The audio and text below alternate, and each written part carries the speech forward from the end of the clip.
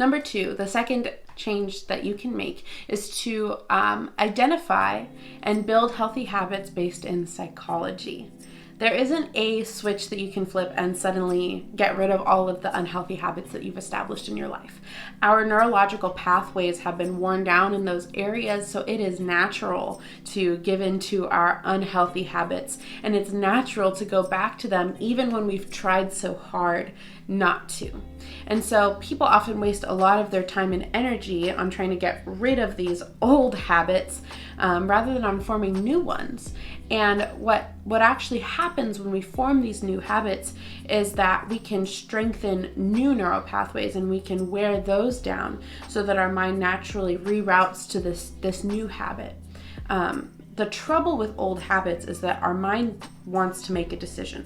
And decision fatigue is what keeps us in a stuck, stunted place. And our minds want to be able to just choose something because it doesn't want that stress, that energy loss. So our minds will default to this old habit.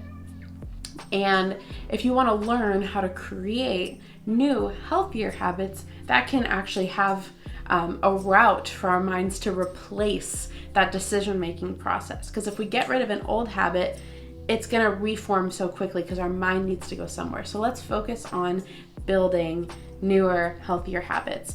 And I have 5 things to keep in mind when you are building these new healthy habits, 5 things that are really going to help you to be successful in implementing these habits.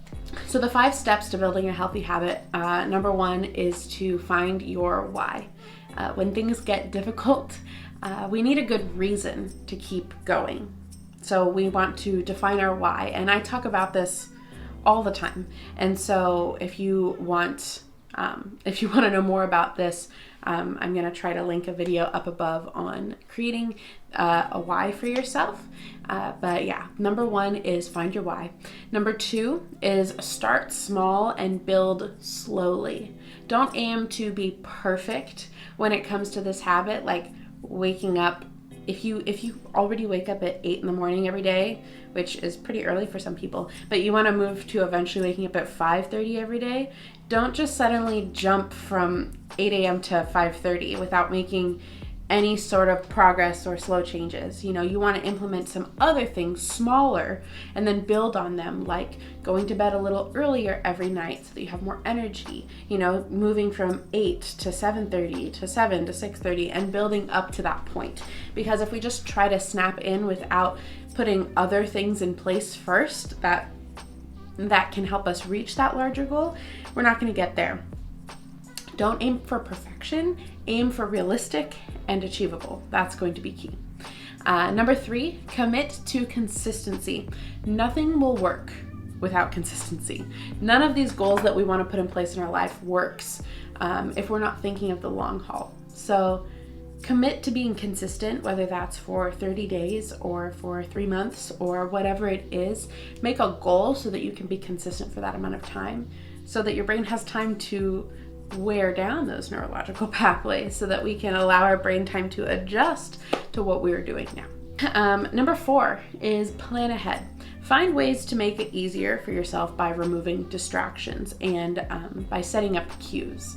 So I've heard it said a lot of by Craig Rochelle, a well-known Christian leader. He says that the first habit that he wanted to put into practice was just flossing, because it's something everybody should do, but unadmittedly most people don't floss regularly. So he tried to set up cues for himself by leaving the floss out in the bathroom, leaving it on the counter at all times and having that cue set up, and just reminding himself that this is a small thing that I'm doing for myself every day. And by getting rid of any distractions, setting up that cue of seeing it there, he was able to build that habit. And through building that one habit, he was able to create a practice of building habits in general. So plan ahead. Plan how you're going to commit to this for 30 days and how you can get rid of other distractions to make it possible.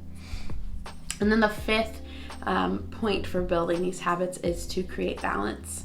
A good morning routine includes a lot of different aspects of things. A good habit acknowledges different aspects of who you are and what's valuable to you. So create balance when you're creating these habits or these routines or rituals.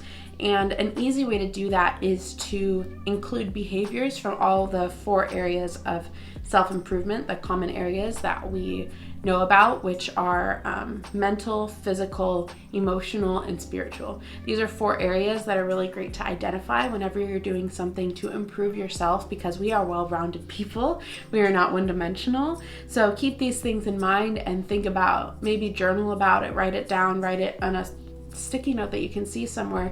How does this new goal that you want to implement, or this new routine that you want to implement, affect these 4 areas? How will it benefit you in these areas? So those are the 5 ways to establish these habits best through psychology.